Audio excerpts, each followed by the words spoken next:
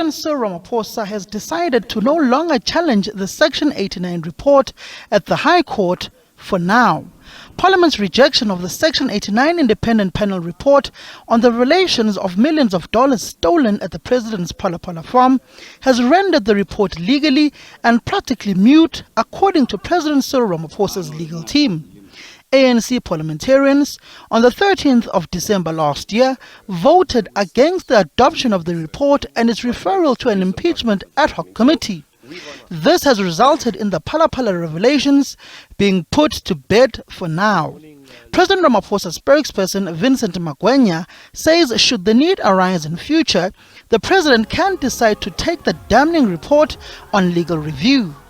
The president has been advised, which advice he has accepted, that the panel report and all issues associated with it have become moot, and they are of no practical and legal consequence because on the 13th of December 2022, the National Assembly decided to reject the motion to refer the panel report to an impeachment committee. While that decision remains valid, the Section 89 panel report carries no weight in law. The President has thus been advised not to institute proceedings before the High Court for the review and setting aside of the panel report at this stage. President Ramaphosa reserves his right to bring such proceedings in due course should the circumstances change. On governance issues, the tussle for power between cabinet ministers Gwede Mantashe, Pravin Gordhan and Dr. Hosiantso Ramaghopa has been resolved.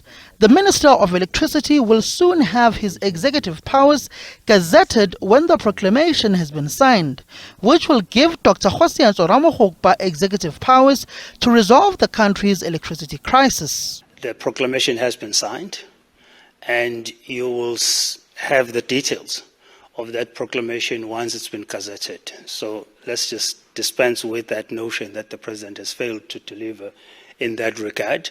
Yes, it has taken time. As it should, because there were necessary consultations that had to be held to ensure that in resolving this electricity crisis, we do so in a manner that is harmonious with respect to the workings of government. We take into consideration the fact that that portfolio is a transitional sort of portfolio. It's not a permanent portfolio, the Ministry of Electricity. Therefore, whatever powers that you allocated to it, you will not do so at the risk of causing short-term or long-term instability in government. The Minister of Electricity has been crisscrossing the length and breadth of South Africa, meeting with the Eskom staff at all coal-powered stations and big businesses to engage on solutions to resolve the power crisis.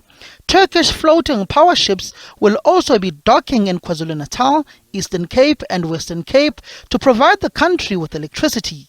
Samkele Masego, SABC News, Pretoria.